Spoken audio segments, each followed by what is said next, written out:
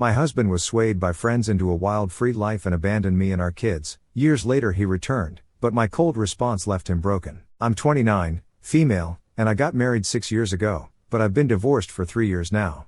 I have 2 sons with my ex-husband, Adam, who is 30, male, and our boys are 4 and 5 years old. I have full custody of them since he didn't want to be bogged down because of his family. He and I were happily married for 3 years, had 2 beautiful kids, and were even planning on buying our own house so we could move out from the apartment we lived in. Then, suddenly, he hit me with the "I want to be single and explore the world" talk. We'd been together since high school, so we were all we knew. He was my first everything, and I was his. I always assumed that for us, it was a together forever kind of thing, and he seemed fine with not having been with anyone other than me. But after 3 years of being married, he told me that he wasn't happy and wanted us both to be free of this burden, talking about our marriage and our family, so we could live our lives to the fullest. It was all weird, freethinker talk, as my dad would call it, and I didn't understand any of it because I thought he loved me. He insisted that he did love me, but he also loved himself, apparently, and wanted to give himself a fair chance to explore the world. I even suggested opening up our marriage temporarily, no matter how much it hurt me, just so I could make sure he stayed married to me and didn't actually leave.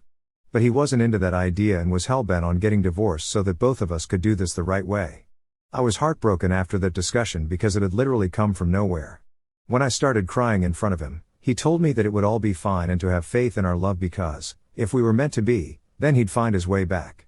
It was ridiculous and unfair, but that's how our marriage ended. One fine day, he just decided to pack his bags and leave so he could explore the world and be on his own for a while, leaving me and his 2 kids behind without giving a damn about what would happen to us.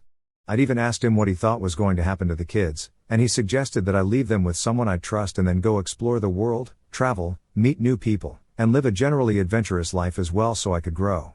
I was stunned because, as far as I'm concerned, if we bring kids into this world, then it's our responsibility to make sure we raise them well, protect them, and ensure all their needs are met. As a parent, you literally cannot and should not go running off to travel the world, leaving your kids behind. That's what convinced me that he was completely off his rocker at the time. So, I didn't fight the divorce anymore and didn't contest it. The settlement was easy since he didn't want anything and was ready to give it all up. His parents were loaded, so the alimony and child support weren't a big issue either. He got visitation rights, but he rarely ever visited, and even when he did, he'd make me drop the kids off at his parents' place and then wait in another room so he could meet them without being reminded of the past. But even those visits stopped after the first couple of months. I found out the real reason behind the change in his behavior a lot later from a friend of mine, Rachel, who happened to have a couple of friends in common with Adam. Rachel's cousin happened to be part of the friend circle that Adam had been influenced by, and she's the one who told me about them about 2 months after the divorce. I don't blame her for not telling me earlier because she and her cousin weren't exactly close, so she hadn't found out the truth until after the divorce was done. Besides, even if I did know the truth, it wouldn't have changed anything about the divorce anyway. According to what Rachel's cousin told her, her cousin led a very promiscuous, wild, and adventurous lifestyle. Not just him, but his entire friend group of about 6 or 7 men believed that they shouldn't be tied down by relationships and had made a pact to remain single. Adam had been introduced to this friend circle by a coworker of his who believed that Adam would get along well with these guys, even though he wasn't single and couldn't be part of that school of thought, given that he was married with 2 kids at that point. Rachel's cousin had bragged to her and a couple of other family members that they'd managed to convert a guy into believing that he didn't need to stay with his wife and kids, that he apparently needed to shed this dead weight so he could move on and do better in life. That's what he'd done by divorcing his wife and giving up custody of his kids so he could fully commit to their ideology. He'd been bragging about the cult-like status of their group and how they'd managed to turn someone into one of them, which meant there was definitely something powerful and compelling about their beliefs. Rachel, out of curiosity, had asked her cousin what this guy looked like because she wanted to know what kind of man would just abandon his family because of what his new friends said, especially a married man with 2 kids. When her cousin pointed to Adam in a group photo they'd taken, she put 2 and 2 together and texted me about it literally as soon as she was out of the event. This had all taken place at a family gathering of hers, and once that was done, she'd immediately asked me if I was willing to meet her. I'd said yes, so she rushed over to my apartment and spilled the beans on what had happened with Adam. To say that I'd be furious would be an understatement when I learned what the real reason behind my husband's decision to leave had been. He'd done this to fit into some stupid group and to be seen as a person who was brave and adventurous. He'd left his wife and kids behind for something like that. When I got to know the real reason behind his ridiculous behavior, I honestly felt like I would have been happier if he'd just slept with another woman. At least that would have been a more respectable reason to end his marriage and abandon his children.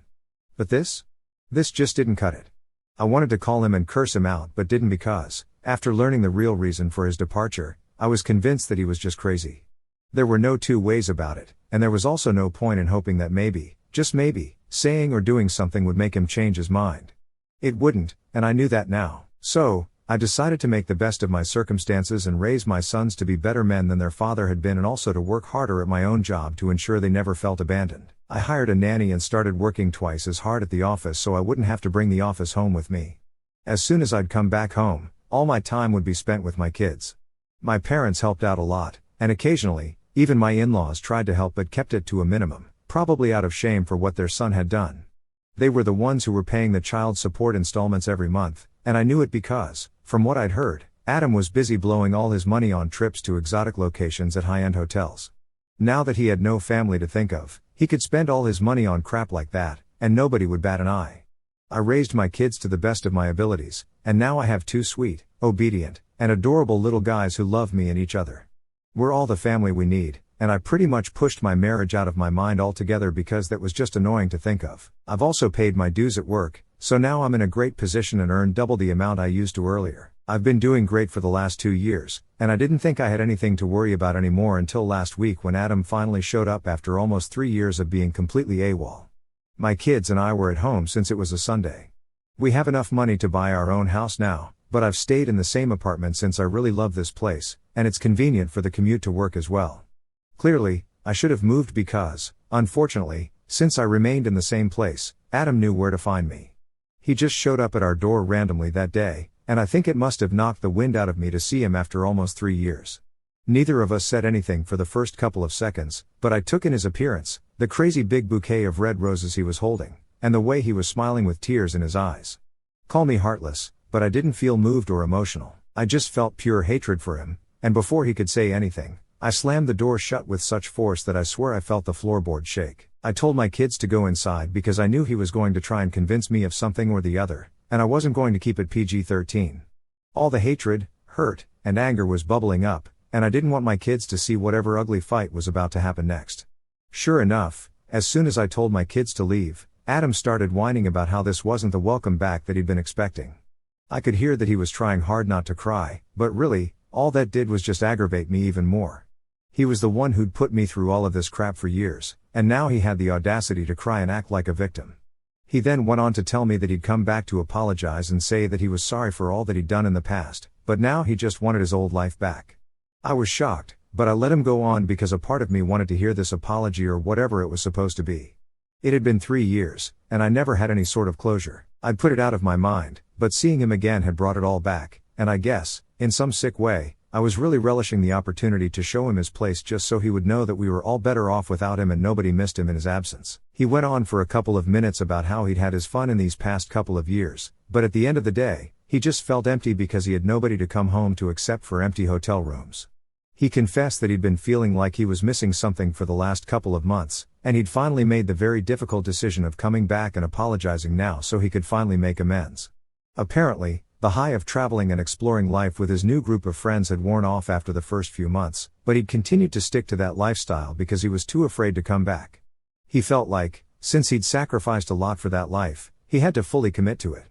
But now, he couldn't imagine going back and just wanted his old life back. The more he talked, the more I felt like opening the door and punching him in his stupid face as hard as I could. I couldn't tolerate any more of his BS, so I told him to just leave us alone and that I didn't want to see him or talk to him at the moment. But Adam, being Adam, believed that he could change my mind by continuing to ramble on, standing outside the door and begging me to come back to him. After a point, it started getting on my nerves, and I also had to bring the kids out of their room so I could serve them dinner. So, I just hit the door and yelled out that we're not his family anymore, so he needed to go away now. I think that took him by shock because, after that, I didn't hear from him anymore. As soon as I'd given the kids their dinner, I called my attorney and told her everything that had happened, just to be on the safe side. Then, I called my parents and told them about Adam's visit, whatever he had said, and then what I had said. They reassured me that I'd done the right thing given the circumstances and that I had nothing to worry about. I didn't call my in-laws because I didn't know what to say to them about any of this, and I'm sure they'd find out later from their son anyway. But as soon as I was done with those calls, I received a call from Rachel. Since she'd been the one to inform me about the real reason why Adam had left all those years ago, I answered the call because I had a feeling she'd tell me something about Adam, and I was right. As soon as I answered the call, she asked me if Adam had come around, and when I said yes, she told me that her cousin had called her up to inform her why. Rachel and I are really close friends and have always been, even apart from this situation with Adam, where she's been a major source of information for me regarding him, thanks to her cousin.